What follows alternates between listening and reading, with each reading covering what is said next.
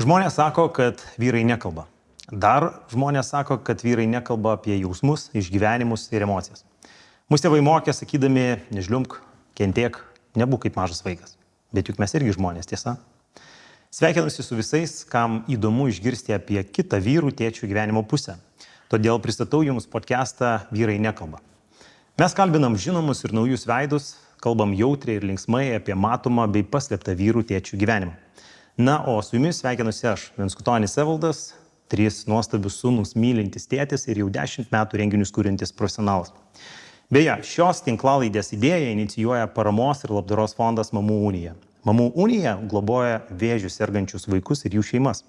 O kadangi Mamų unija labiau vienyje mamas, tad susilaukėme didelio poreikio sukurti atsvarą mamoms, todėl taip gimė šis neformalus tėčių pokalbių klubas Vyrai nekalba.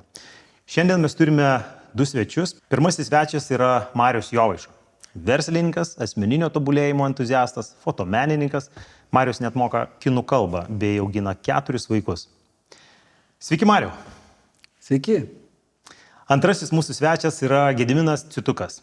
Fondo Mamų unija partnerysčių vystymo vadovas, taipogi mediatorius Lietuvos Respublikos Teisingumo ministerijoje. Be to jau 14 metų konsultuoja verslus besidominčius Indijos rinką. Ir žinoma, jis yra 4 vaikų tėtis. Sveiki, Gediminai. Sveiki. Šiandien mūsų laidą lydi 4. Jūs auginat po 4 vaikus, teisingai? Mano sūnui 4 metai. Tai 4 laida pas mus irgi šiandien yra. Turim daug momentų, kurie yra apie skaičių 4, bet ne apie tai. Mano klausimas būtų, kaip jūsų nuomonė būti daugiavaičių tėčių? Jums tai yra svajonė, ar tai yra tiesiog tas toks, nemaloni staigmena? 4 yra daug. Galite abudu. Mariau, Gediminai. Ai, Jėzus Marija. Net nežinau, čia ar yra labai daug, tiesą sakant, nes kai pasižiūri, kur tikrai daugiavaikės šeimos, kur sunkiai sutilptų, va čia reikėtų ir sofos, ir fotelį, ir dar vienos, tai lyginant, kas tie 4. Tiesiog taip susiklostė, mums labai patiko su žmona pats procesas. Ilgai nežinojom, ką daryti, kad tų vaikų neatsirastų, paskui supratom, kas čia vyksta. Ne, aš juokauju, aišku.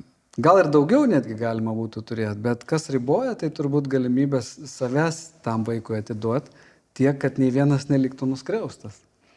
Ir va, tu sakai 4, mes jeigu vyras ir žmona turi 4 rankas, tai gali paimti į 1, į 2, į 3, 4, daugiau jau netelpa tau tų vaikų, taip, kad juos tikrai būtum prie savęs priglaudęs, jeigu vaizdžiai tariant. Ir aš gal dar čia pasvaičiodavau apie 5, bet ir kita vertus ir tai moters kūnas turi išnešioti jos ir pagimdyti. Vėl reikia žiūrėti, kokios tos galimybės, kad tai nebūtų vėl auka kažkokia tai didžiulė sveikatos prasme. Tai aš manau, mes jaučiamės labai komfortiškai, labai smagiai būtent tie 4 vaikai, aš manau, mūsų šeimos atveju yra tobulas skaičius. Ir tai yra didžiausias dalykas, kas atsitinka tavo žmogaus gyvenime.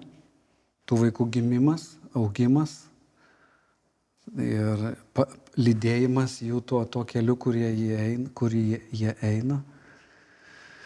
Nieko nuostabesnio turbūt nėra gyvenime tik ir neatsitiks, jeigu taip trumpai, drūtai tariant. Galėsim paskui padetalizuoti, aš nenoriu tiesiog užgožti, bet sakau, man tai yra nuostabiausia, kas atsitiko. Gediminai? Man nežinau, čia pasisekė ar nepasisekė, bet mano 4 vaikai labai skirtingo amžiaus, nuo 36 metų iki 2,5. Tai vien žodžiu, šitą taip vadinamą sąmoningą gyvenimą mane lydi vaikų gimimas, auginimas. Pradžioje gal mažiau, dabar daugiau dėmesio skiriu, bet esmė tai, kad pastoviai aš bendrauju su mažais vaikais ir kuo esu laimingas. Vėl klausimas yra jum abiem. Didelė gausi šeima. Tai ne tik tai tie malonūs dalykai, bet yra ir ganėtinai daug tų nematomų pusių arba rūpesčių gausioj šeimoje. Ar ne? Daug žmonių, daug klegesio, daug dalykų, daug darbų, kuriuos reikia atlikti. Kas jums yra šeimoje ta gausybė? Neskaitant to, pastoviai turi būti pilno šaldytuvo.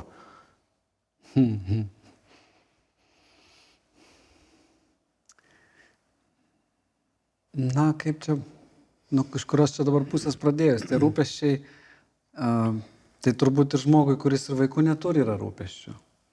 Vis tiek mes į savo gyvenimą įsileidžiam kažkokius dalykus, kurie tampa rūpesčiais. Tai ar tu visai neturėsi vaikų, ar tu vieną auginsi, ar tu 10 auginsi, būsi apsidėjęs tais rūpesčiais, įeini į tą rutiną, pripranti ir tiesiog atrodo tai natūralu. Aš per daug negalvoju, neformuluoju, kad tai yra dideli rūpesčiai. Ar vis tiek man atsveria tas džiaugsmas, pasitenkinimas to, kad mes su žmona auginam 4 vaikus, stebim, kaip jie auga, tą jų santykių dinamiką, be prasidedantį jau mūsų vyriausios dukros 20-metės savarankiško gyvenimo kelią ir samprotavimus apie tai, kokiu keliu gali sukti mūsų Vincentas, kuriam dabar 16, paskui Antanas, ar ne, ir berniukai, ir jų lavinimas įvairiapusiškas, ir sportinis, ir meninis, ir mokyklos gyvenimas. Tai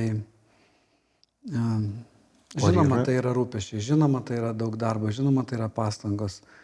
Bet kaip ir bet kurioje srityje, turbūt nuostabiausia yra ta veikla, kuriai tenka įdėti darbo ir tada tu kaip tik daug labiau džiaugsiesi tuo pasiektų rezultatų, kai žinosi, kiek nemažai tai kainavo. O kokie iššūkiai dažniausiai? Nes aš, kadangi pas mane namuose iš esmės yra 6 žmonės. Įskaitant mano 3 vaikus, draugę ir jos vaiką, tai mes visada 6. Tai situacija iš esmės ta pati. 6 žmonės, tai daug. Kaip suvaldyti, kokie iššūkiai? Logistika vienas iš didžiausių iššūkių. Labai. Dabar mes sėdim, man telefonas ten zyzia, kas nuveš Antaną į futbolą, ar kas nors galės paimti onutę ir tai tai būreliai reikalai visokie, taip, labai smagus iššūkiai. Ir kelionėse vėl jau... Aš atsimenu, 1 vaikas, 2 vaikai, tu savo keliauji, telpi į vieną mašiną, telpi į vieną viešbučio kambarį, paskui pradedi nebetilpti 2, netgi viešbučio kambarius, žiūrint kokie reikalavimai yra, kiek žmonių jie leidžia priimti į vieną ir taip toliau. Tai va, bet prisitaikai žmogus ir kasdieniam gyvenime gal iššūkis didelis yra jų tarpusavio santykių ta dinamika, nes vis tiek visi konkuruoja. Tie vaikai konkuruoja dėl dėmesio, dėl kieno žodis bus svarbesnis, kas čia padėjo, kas nepataisė. Ir tokių pjautinių, rėtinių mes turim nemažai, visi gana mūsų ugningi yra charakteriai, tiek mano, tiek žmonos, tiek vaikų, tai skamba mūsų namai, stogai kilnojasi gana dažnai. Tai aš kartais tik tai spėju sukti galvą, ar aš čia dabar turėčiau kažkokį svarų žodį tarti, ar kaip tik patylėti ir leisti jam patiems tą vagą išplaukti. Žodžiu, bet procesas labai dinamiškas, įdomus ir skatinantis taip pat prisiminti pedagogikos pamokas, kurias turėjau gyvenime, kadangi studijavau pedagoginėme universitete ir tapau istorijos mokytoju, tai buvo ir pedagogika, didaktika, ir mano senelis buvo edukologijos profesorius, ir tėvas mano mokytojas, tai iš šeimos dabar galvoju, tai aš kaip diplomuotas mokytojas gal čia turėčiau kažkaip tai protingiau sugebėti suvaldyti šitą situaciją. Ir tai va, žodžiu, tikras poligonas yra edukologija. Aš tai gal norėčiau papildyti patį, tai kad man gyvenime teko etapas vienam gyventi 9 metus ir po pirmos šeimos, reiškia, tas praradimas šeimos vaikų buvo labai skausmingas. Taip pat buvo susijęs ir su sūnaus liga. Ir po to dabar kaip šeima vaikai, tai šiame etape esi laimingas, kad grįžti ir matai tą triukšmą. Ir būna sūnus su dukra jaunas, jinai iš mažytė iš paskos bėgioja, tas jos negali priimti, nes jam savų reikalų, bet tu stebėdamas iš šono džiaugies, nes tu nesi vienas, tu nesi tuščiam kambarį ir aš matau savo draugus, kitus, kurie gyvena ir anksčiau šeimas užaugdavo, kai išeidavo ir tėvai likdavo vieni. Kai kurie tėvai pasimesdavo, motinos pradėdavo vaikams skambinėti per dažnai, tie nenori, negali arba užsiėmę būna, atsiranda stresas. Tai vat, šiuo atveju reikia džiaugtis, kai tu turi tą klegėsi, tą džiaugsmą, net ir barnios tos, jie neša tam tikrą tokią energiją, kai tu jauties prasme, kad tu gali kažką paleisti į gyvenimą, suteikti šiokį tokį auklėjimą, kiek sugebi, duoti savarankiškumo ir pasidžiaugti, kad daug Dieve, kad jiems sėkmingai sektus gyvenime. Mariau, turiu tokį klausimą, kadangi esate toks pavyzdingas, autoritetingas žmogus tiek visuomeniai, tikriausiai tiek šeimoje, dėl savo gausybės veiklų, dėl savo tų tokių gerųjų įpročių, ne tik sportas, bet ir tikriausiai tie gerieji sveikos mitybos, galbūt tam tikri įpročiai ir visi šitie gerieji pavyzdžiai. Ir tuo pačiu, kas paskatino imtis tokių permainų? Ar buvo kažkoks gyvenimo įvykis, ar tiesiog sąmoningumas atėjo?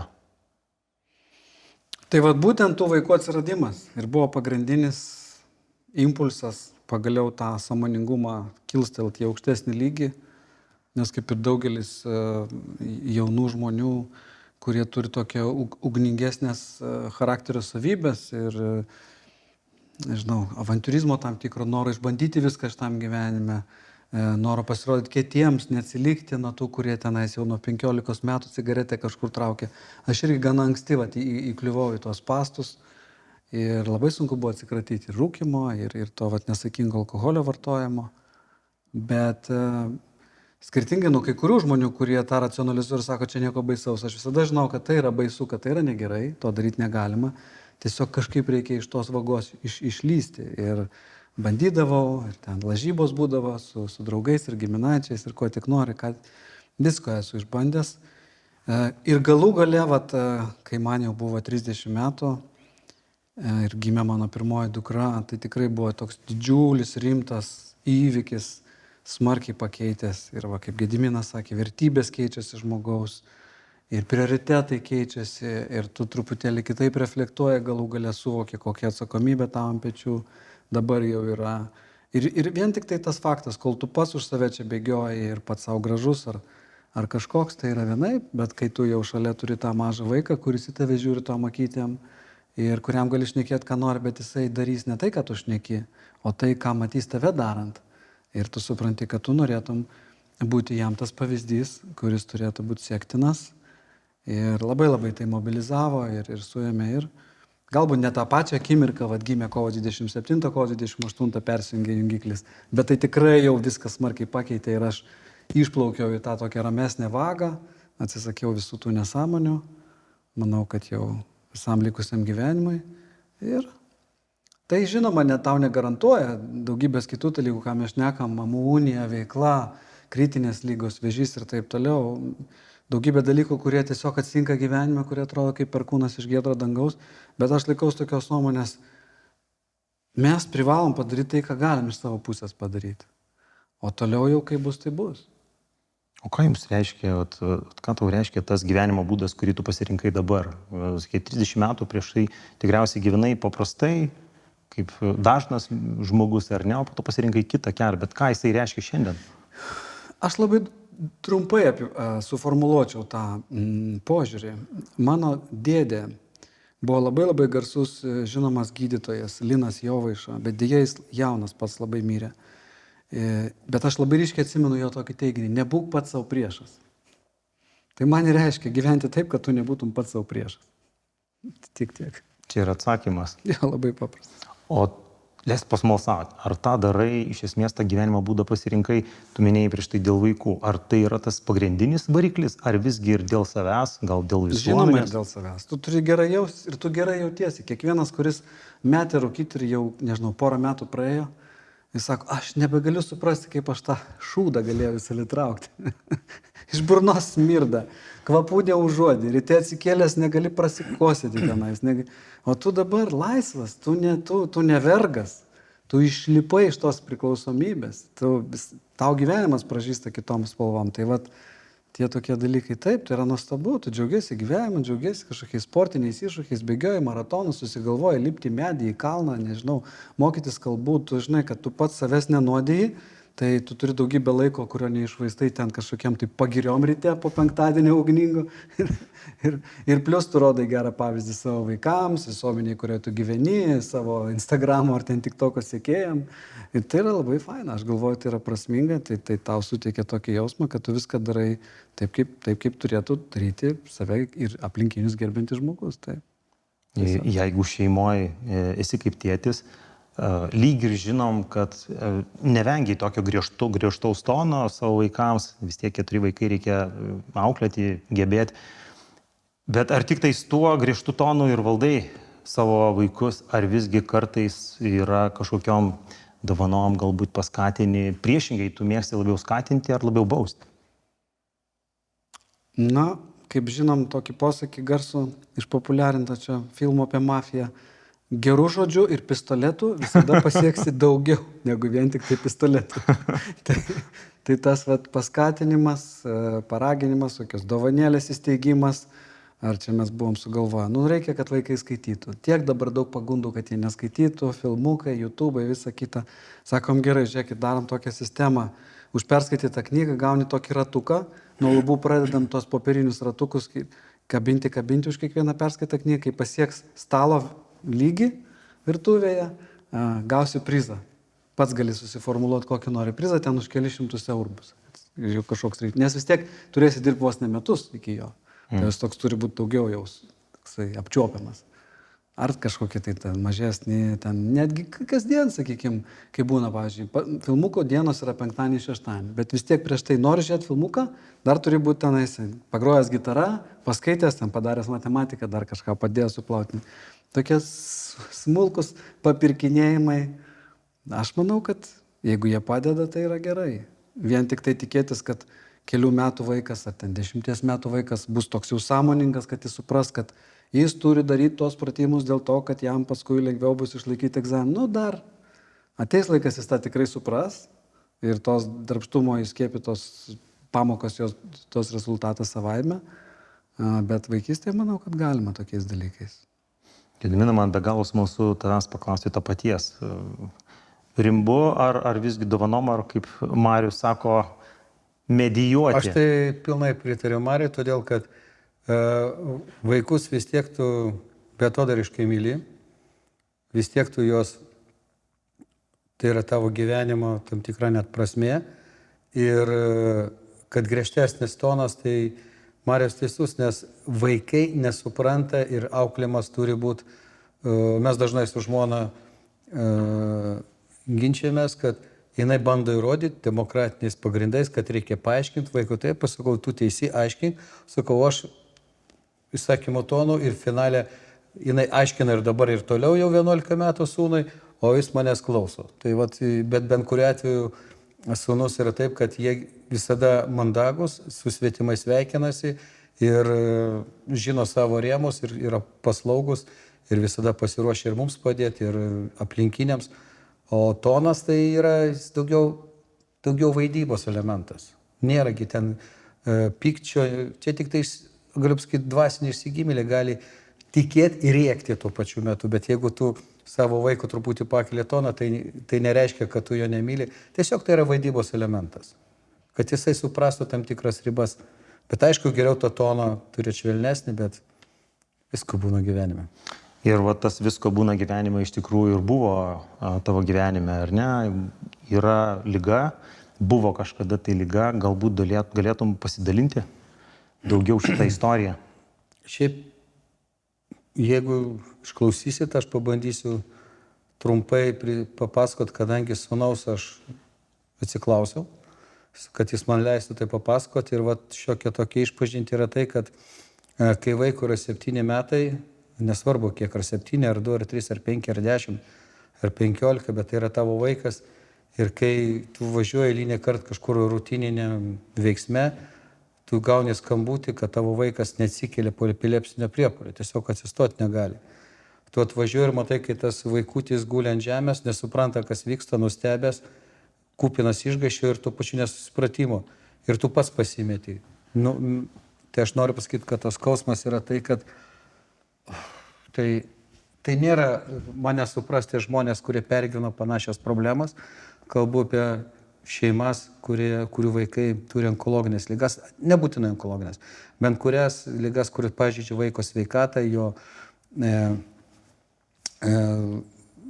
ar judesiai, ar balsas, ar fizinis poveikis yra nesvarbu, ar psichinės net vaiko, tai yra skausmas. O skausmas tai nėra momentinis dalykas, kad tu čia įsipjoviai ir jis praėjo. Skausmas jis yra procesas. Ir procesas jis yra, galima sakyti, amžinas, todėl kad tu skausmą gali per laiką, kaip sako, laikas gydo, bet jis vis tiek tave išlieka, nes ta emocija liko tavyje. Nes vis tiek informacija, kurią tu pergyvenai, ta patirtį, kurią tu gėjai, jinai vis tiek yra. Todėl tu to neatsisakysi, bet tiesiog negali tai išbraukti. Randas, jeigu jis yra, jis kartais gali ir atsiverti. Todėl aš pasakyčiau, kad kai išgirsi tą diagnozę, tai yra, atrodo, kad tave perplėšė per vidų, per išorę, ar tai kažkokią kūno dalį nuplėšė nuo tavęs ir pila dar druską. Ir vat, tas skausmas kartais būdavo taip, kad tu naktim atsikeli ir tiesiog isteriškai galėdavo, verkdavo arba rėkdavo, būdavo visko.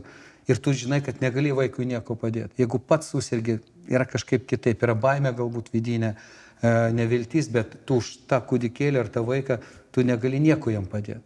Belieka tik gydytojo ir likimas. Du dalykai iš esmės. Tai tas momentas, kai aš išgirdau, tai buvo tiesiog nesupratimas, kažkokio užtemimas, po to eina tokie etapą, kai tu važiuoji link operacijos, gydytojai tau aiškina kažkokias problemas, rodo tau nuotraukas, o tu realiai nieko nesupranti, nes tu ir nei toj nuotraukoje nesupranti, nei tas kaip paauglys atrodo, tu tik klausi vieno dalyko, ar jis išgyvens, ar jis turės kokias pasiekmes. Ir gydytojai, tikri gydytojai sako, nežinom, padarysim viską, ką galim. Tai ir jie dažniausiai, gydytojai padaro viską neįmanoma, ką galim. Ir jie padaro tai, nes tiesiog jie tai atlieka tą darbą ir tiesiog norėčiau pasakyti, kad žmonėm nedaug dievė, kas susiduria, reikia pasitikėti gydytojais, nes jų kvalifikacija, jų noras yra virš mūsų galbūt norų ir galimybių. Tai po to prasideda tokie etapai kaip po reabilitacijos, po operaciniai.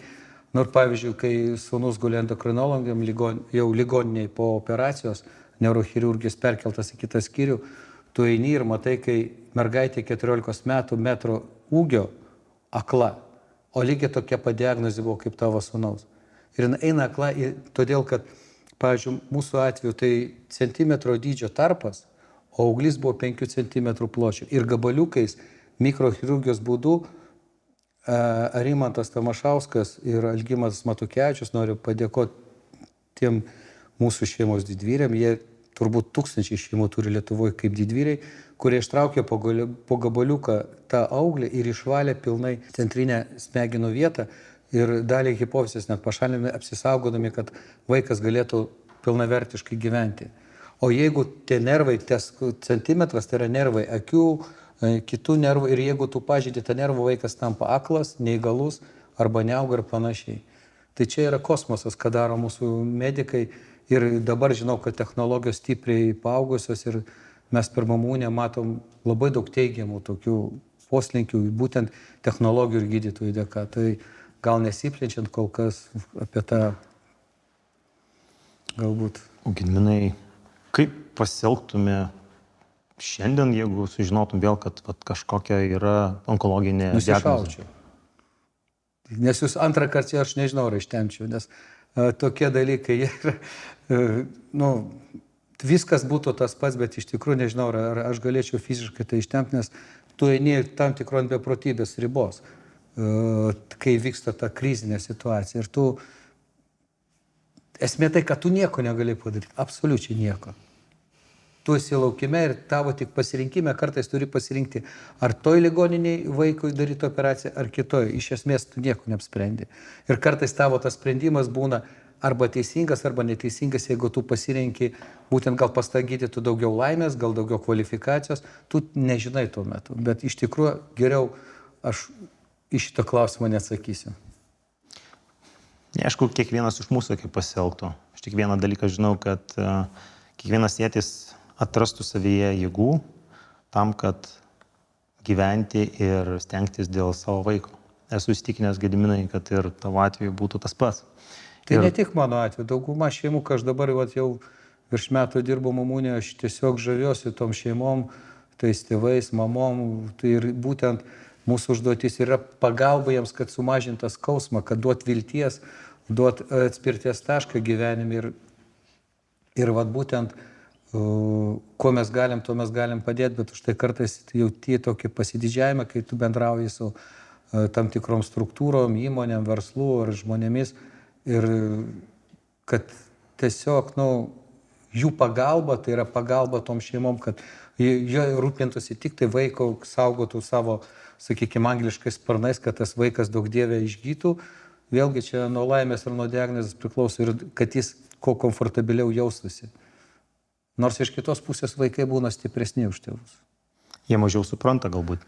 Supranta ir jie galbūt mažiau supranta, bet tuo pačiu ir labiau pasitikė tėvais. Už tai jeigu tėvų, mamų būsena yra pozityvesnė arba, sakykime, tokia daugiau vilties, tikėjimo, tos teigiamos emocijos, tai ir vaiko net išgyjimo laipsnis yra kur kas pagerėja, jo rodikliai sveikatos gerėja, nes jis skanuoja tėvus, kaip labai Marius ir sakė, kad kai vyksta procesas auklime, vaikai jie skanuoja tavo veiksmą, o ne tavo žodžius.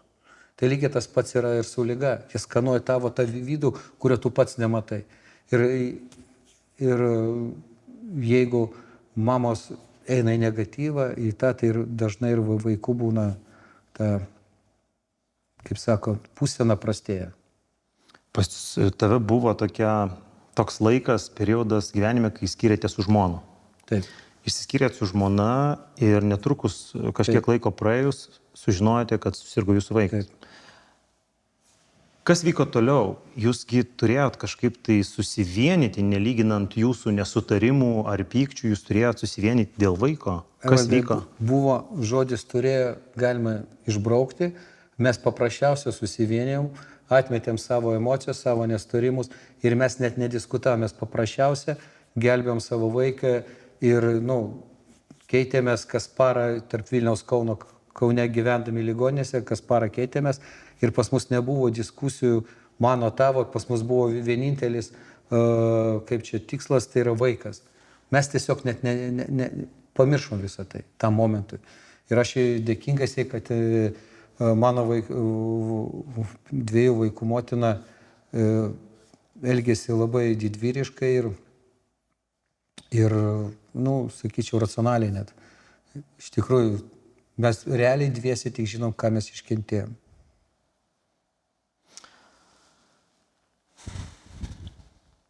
O kitas dalykas, tuo metu dar gauni tokią stiprią gyvenimišką pamoką, apart tų kančių, nevilties, vilties, emocijų, teigiamų, neigiamų, pasimetimo, tu gauni kitą, tu vertybės pas tave keičiasi, transformuojasi tavo požiūris į, nebent man taip įvyko, kad kai daugmaž pirmas etapas to išgyjimo įvyko, jau kai vaikas pradėjo lankyti 1 klasę, gegužės mėnesio operacijos, jau ėjo 1 klasę ir mes leidom, nors mes galėjom jį laikyti namie ir nes buvo paskirtas mokytojas į namus ateiti.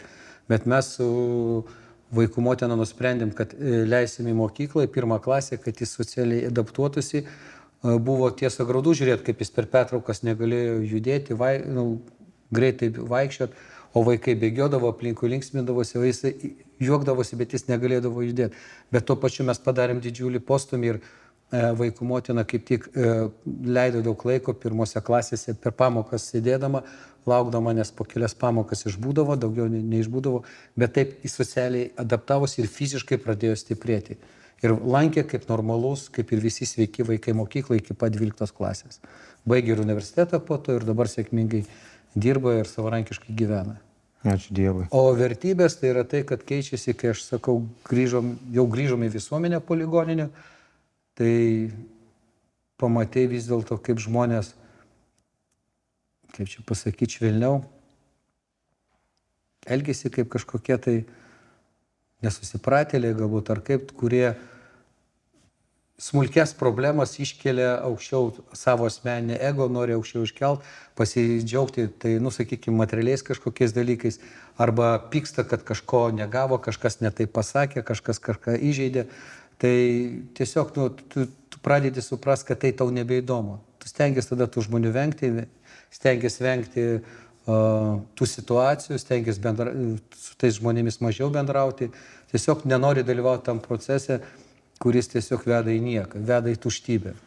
Gediminai, ačiū labai už nuoširdumą, už tas įžvalgas, kad nepabijojot ir pasidalinot su visais mūsų žiūrovais. Ačiū labai už tą atvirumą tikrai. Mariau, esi labai toks entuziastingas keliautojas. Ko gero, nesuklysiu pasakęs, kad per gyvenimą esi aplankęs gal 100 iš pasaulio šalių. Panašiai, ar ne? Tai 100 šalių vien tik tai, kur yra surinktos nereikėtos Lietuvos parodos. Nu, tai aš sakau, maždaug. Kiek dar šiaip yra nukeliauta, tai aš tiesą sakant niekad tiksliai nesuskaičiavau. Aš tikiu ryšim su tuo ir turiu tokį klausimą. Keliavimas solo, tai asmeniškai keliavimas su šeima, su draugais arba su vaikais. Kodėl svarbu yra keliauti su vaikais? Iš visų žanrų tų kelionių man labiausiai patinka, kai mes važiuojam su savo vaikais. Ir čia labai anksti mes tokį sprendimą priėmėm nuo 2-3 mėnesių, kai vaikam yra. Mes jau juos imamės juos į savo keliones ir jie tikrai daug yra visur buvę. Ir vėlgi tai yra, kaip čia vienas iš klausimų tavo buvo rūpesčiai, bet jie tokie rūpesčiai, kurie man visai patinka.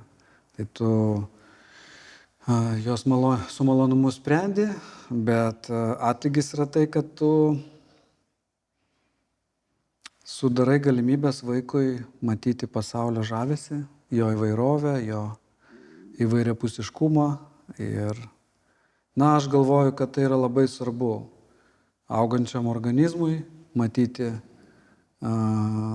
koks įvairus tas mūsų pasaulis, kiek skirtingų rasių, tautų, kultūrų, kalbų, maistų, kvapų, spalvų, visko jame yra. Ir vėliau tai jiems turėtų padėti būti labai atviro mąstymo, labai tolerantiškiam, plačių pažiūrų, tokio gilaus supratimo. Nes mano galva, kas yra blogai šitame pasaulyje ir dėl ko žmonės, kaip sakė Gediminas, kartais taip menkavertiškai įsikibę į kažkokias smulkės detalės. Vienas dalykas, aišku, jie per galvą negavę traumos rimtos ir turi laiko malt, taip sakant. Kitas šiaip nėra matę gal to pasaulio daug. Ir tas toksai virimas savo sultise, užsidarimas savo kaimelyje ir toj problematikoje tokioj siauroj, kaip tu ir pradedi arba pats pamatyti savo akimis, kaip gyvena žmonės Indijoje ar Bangladeše ar kur nors Belize. Ir vėl, tai tau duoda tokį gilesnį, ramesnį supratimą.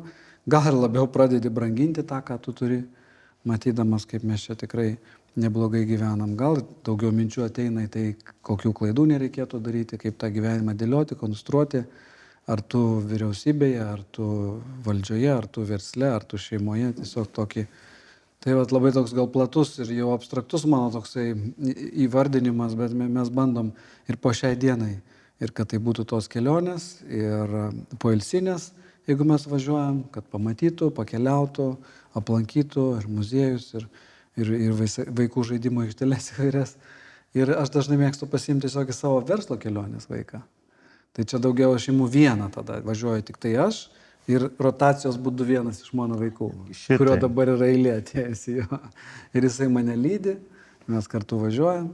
Man padeda, jeigu kažką gali, tiesiog sėdi, dalyvauja susitikimuose, žiūri, kaip aš ten kažkokias prezentacijas darau, dalyvauju panašiuose renginiuose, kažkur tai televizijoje, studijose, ar interviu, ar kažkoks knygos pristatymas, kad suprastų, ką tas tėtis veikia šitam gyvenime, kaip tas atrodo, gal tai duos minčių jiems eiti tais pėdsakais, gal ne, bet mano mažieji pagalbininkai ir man žiauriai patinka. Ir netaip ilgų tų namų ir tos šeimos paliktos ir kartu turi ypatingai tą laiką, kur susikoncentravęs gali visą, sakykime, savaitę vien tik tai dviese to vaikų pabūti. Ko šiaip Lietuvoje čia būtų sunku padaryti, nes visą laiką vyksta kažkoks tai balansavimas. O nuo kokio amžiaus yra prasminga imti vaikus į tą pažintinę tokį kelionę? Ne ten poilsinę, kurie turškėsi vandenė, bet tą pažintinę nuo kelių metų. Žinokit, mes ir nuo tos pačios kūdikystės rimdavomės. Ką tenais prisimins, pavyzdžiui, Marija mūsų vyriausia, jis sako, kad nežiauriai gerai prisimena dalykus, netgi kurie buvo ten, jei būnant 1-2. Aš kartais jai rodau istoriją, sako, aš prisimenu šitą momentą. Vincentas vyresnis, jisai vėliau tik tai pradeda save prisiminti. Bet yra labai daug nuotraukų, labai daug video, gal ir kartais paskui susipainės jam ir susikurs nauji tie įspūdžiai ir prisiminimai, net nežinau, bet einam, bedam kartu su savim, kad matytų, žiūrėtų, dalyvautų. Mes iš vis labai retai, vien tik tokių, kad kiurksoti prie baseino kažkur tai kurorte mažai. Net jeigu tokių būna, tai vis tiek iš ten išvažiuojam kažkur tai pakeliaut, pasižiūrėti, padalyvauti. Tai manau, kad čia ribos nėra. Kaip tik tu jautiesi komfortiškai ir atsakai savo klausimus, kas būtų, jeigu toje kelionėje vaikas susirgtų, pasidarytų jam negerą, ar tu žinai, kur tu kreiptumės, kur, tą visą tokią logistiką ir pirmin. O aš žinau, kad jūsų situacijos kaip tėčių šeimų yra ganėtinai skirtingos. Ir tuo pačiu klausimas, Mariau, galbūt buvo gyvenime pačiam kaip tėčiui, kaip vyrui tėčiui, tokių etapų, sunkių, sudėtingų, galbūt netgi kažkokių kitokių susirgymų, arba nebūtinai, bet kaip vyrui tėčiui buvo sunkumų kažkokių gyvenime? Tai žinoma, kad buvo. Lyginant, suprantat, su tokiais įveikiais, ką Gediminas pasakė, su kritiniam ligom, su mirties akivaizda, tokių nebuvo išbandymų, bet viskas, žinai, yra reliatyvu. Tai, sakykime, Gediminas gavo skambutį, kad vaikas suklupęs, nukritęs po epilepsijos priepuolio. Aš čia pernai gavau skambutį, kad Antanukas nukritęs yra ir atlėkiau į mokyklą ir ten jau matau sąmyšis ir bėga visi ieškodami, kur ką ateina. Vaikas kraujo klane guli, nes sugalvojusiai užlaikyti kvėpavimą ir visiems parodyti, kaip ilgai jis gali nekvėpuoti. Ir aptemo sąmonę ir krito aukštielninkas, niekas nesugebėjo jo sučiupti ir prasiskėlė galvą ir kraujai. Kiek metų galiu paklausti jam buvo? Kiek jam dabar 11, tai buvo 10. Okay. 10 metų vaikas guli, irgi labai panašios grindys, tarp kito tokios pilkos spalvos. Ir tai tėva toks pats ekstremas, ne? Nežinau, aš bandau tokių nesąmonių visai nedrįsti, sakau, iš kur tu ištraukai tokį. Ir kaip sugebėti šitiek.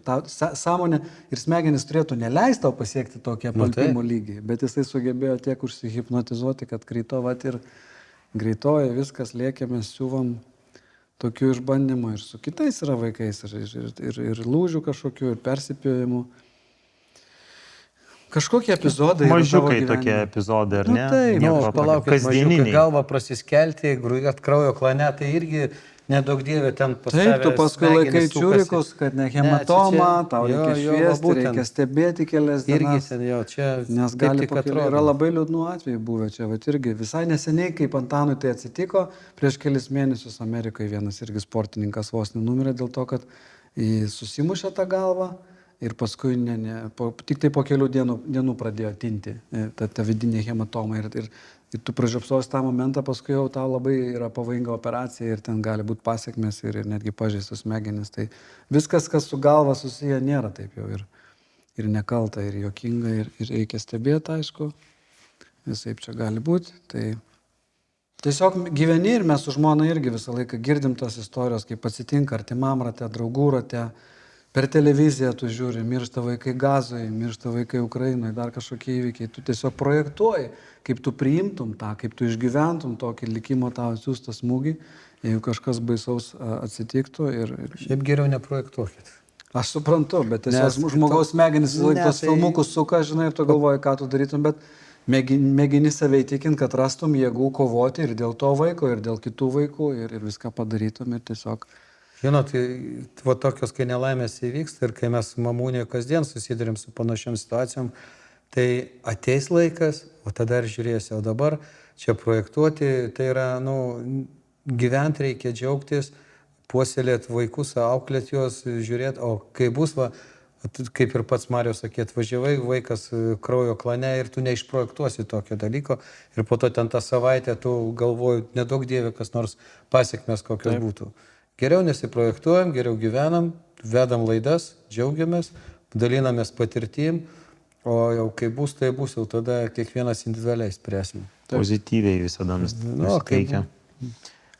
Noriu jūsų abiejų paklausti, būdami tėčiais, ganėtinai ilgą laikotarpį, tikrai kažko išmokot. Kokias gyvenimo pamokas pasiimat iš buvimo vyrais, kurie tuo pačiu yra ir kitam amplua, tėčiais? Pas mane tai labai paprasta ir šeima žino ir visi mano vaikai žino, kad svarbiausia gyvenime užauginti vaiką, išauklėti tiek, kiek sugebi savarankiškesnių, pozityvesnių, kaip Marius labai gerai sako, tolerantiškų ir atvirų požiūrių pasaulį, kiek ir, kaip pasakau, 18 metų, ar ten kaip suaugęs, ar ten 20, atidarai duris ir sakai vaikui, vaikutį pažiūrėk, koks nuostabus, gražus pasaulis. Jis visas tavo, eik ir pasiimki. Ir uždarai duris iš kitos pusės. Tai toks mano požiūris, kad būtų savarankiškas, o kad pagarba tėvams ir vyresniems ar savo draugams, tai čia savaime suprantama, kad būtų jautrus, daug dievė protingas, jis jau pats pasidarys gyvenime savo.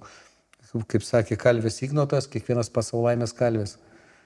Tiek, kiek mes duosim savarankiškumo, visai kitais pats nusikal savo gyvenimą. Mariau, kokias pamokas tu turi? Man tėvystė yra nesibaigianti transformacija, reikėtų pasakyti, kadangi tu pradedi nuo to, kai tas kūdikėlis gimęs yra visiškai priklausomas nuo tavęs ir savo tom patikliom akytėm žvelgia ir viską daro tai, ką tu pasakai. Ir vėliau jau tu matai, kaip jisai auga savarankiškiai, jis pradeda neklausyti, pradeda kelt klausimus, pradeda ginčytis ir tau reikia pačiam atsakyti į tokį labai svarbų klausimą. Ar jis toliau privalo tavęs klausyti? Ar galbūt jisai vis dėlto gali būti teisus ir tu esi neteisus? O jeigu tu esi neteisus, ar jisai privalo iš pagarbos tėvui ir vyresniam vis tiek aklai tavęs klausyti? Ar jisai tau gali pasakyti, tėvai, tu čia nesąmonę padarei? Ir jeigu jisai tau tai pasakys, kaip tu tą priimsi? Ir va aš einu per tą savo tam spektre nuo 8 metų mergaitės iki 20, kur, sakykime, paauglėjantis, arba jau paaugliai, arba jau savarankiška dukra, ir pasako, tėvai, tu apie šitą iš viso nieko nesupranti. Aš galvoju, tu palauk, tu net neįsivaizduoji, kiek aš visko šitam gyvenime suveikęs ir nuveik. Bet jinai tvirtai taip mano, kad aš čia nieko nesuprantu. Ir aš dabar galiu tiesiog gal priversę sakyti, kaip tu drįsti čia su tėvu kalbėti. Arba aš galiu įjungti savyje esantį kuklumą ir sakyti, okei, gal tu ir teisi, gal tu tikrai daugiau supranti. Tu tik tai būk maloni, ribok leksiką, kaip tu kalbi su tėvais, nesisklaidydama, nes mes čia tau netarpuvartės kažkokie draugeliai. Bet aš galiu priimti, kad tu jau daugiau už mane supranti šitoje srityje ir nuleidęs galvą paklausyti. Ir man tai bus įdomu išgirsti. Tai va tokios transformacijos vyksta ir jos tikiu, kad dar vyks. Ir tai be galo įdomus procesas, per kurį kaip minimum turi išmokti kuklumo žmogus. Bet tu kalbėjai apie prieėjimą, ar ne, tą pateikimo formatą. Čia Marius labai gerai palėtė tą transformaciją, savianalizės, tą temą, kai tu per kiekvieną vaiką vis per amžiaus pastoji, tu kaip 4 vaikai, vyresnis, jaunesnis, tu transformuosi su kiekvienu vaiku skirtingai, save pradedi, savistabą užsiminėti. Pavyzdžiui, su vyresnė dukra aš dabar nesiginčiu. Jinai viską žino, supranta, jinai yra kategoriška, aš tik tai džiaugiuosi, kad jinai turi savo nuomonę. Įdomiausia, kad jai gyvenime, ačiū Dievui, sekasi ir dėmesį mums skiria ir bendraujam labai šiltai, gerai, bet aš su ja dabar su viskuo sutinku, nes, jinai yra amžiuje jau subrendus moteris, tai 306 metai, tai žinote. Nelabai užžinant su tokiu ir gali kažką.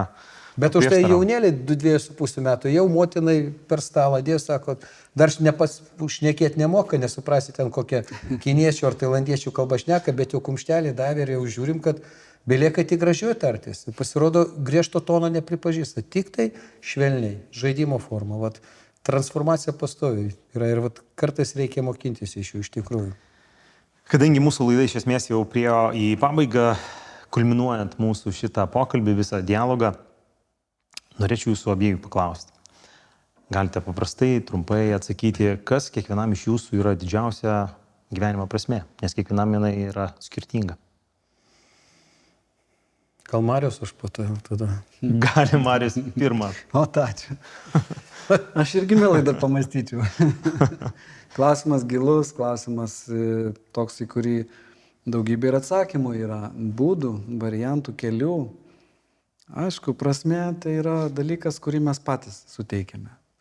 Žmogus, kuris augina 4 vaikus, turbūt ir logiška, kad atsakymas bus tai užauginti tuos žmonės gerais žmonėmis, dorais, Lietuvą mylinčiais piliečiais. Man tas labai visada svarbu ir aš nepaprastai džiaugčiausi, jeigu užaugtų vaikai, kurie mylėtų mūsų šalį, galbūt jie studijuotų ir kažkur tai pamėgintų dirbti, gyventi kitur, bet vis tiek verštųsi čia grįžti ir kurti būtent čia. kurie vertintų savo šaknis, savo šeimą, su kuriais visą likusį gyvenimą turėčiau labai labai stiprų ryšį, tokį, kokį turiu dabar, kad jisai niekada nenutrūktų dėl jokių priežasčių, kad jie man visada būtų svarbiausia mano gyvenime, mano ir tikslas, ir prasmė, ir mano gyvenimo pagrindas, ir mano gyvenimo ašis, žinoma, šita šeima, kurią mes su žmona kūrėme. Tai turbūt va taip, gyventi, nebūnant pačiam savo priešų, mėgaujantis tuo, kad tu esi žmogus gyvas, plastiškas, galintis nuolat tobulėti, kažką išmokti, nesvarbu kiek tau metų, visada gali kažką išmokti naujo. Vat, ir džiaugtis tais pažinimo procesais kartu su savo artimiausiu ratu, su savo šeima, su savo draugais, su platesnė visuomenė, būti aktyviu tos visuomenės nariu, dalimi, jaustis kažkam reikalingu, jaustis, kad tu, vat, kaip jūsų organizacija, gali kažkam padėti, gauti vieną kitą laiškelį, kuris sakys, žinai, aš pamačiau tavo video ir jisai mane paskatino taip pat pradėti bėgioti. Ir vat pernai aš nubėgau pirmą savo maratoną, pavyzdžiui. Aš kai gaunu tokių laiškų, arba vakar vienas vaikinukas gatvėje priejo, sako, dėdė, man labai patinka jūsų tiktokai. Tai iš tikrųjų tave gerai paveikia, va, tai kartais ta prasme susideda iš tokių mažų dalykų. Gediminai, nežinau, ar turėsi ką pridurti, man vis atrodo taip išsamei viską atsakė apie tą prasme. Evaldai, aš 100%, ką Marius pasakė, tik tai du tokie aspektėliai. Pirmas, kai buvo pats sunkiausias laikas ir Marius išleido Neregėta Lietuva, tai aš galiu pasakyti tą, ką aš pamačiau, man ir dabar šiurpas eina nuo tų vaizdų, nuo tos Lietuvos, kurią mes pamatėm visai kitom akim. Ir man tai buvo tam tikras toks, kaip žinot, lakmusas ar šilma ant mano žaizdos, o ne gyvenimiškos tuo metu. O kitas momentas, ką aš dar tik papildyčiau Marių, tai kad prasmė aš matau viename, kad ne tik pačiam, bet ir vaikams perduota informacija, kad Dievas davė mums sąžinę tam, kad mes vadovautumės ją ir vykdume tam tikrus darbus remdamės į sąžinę.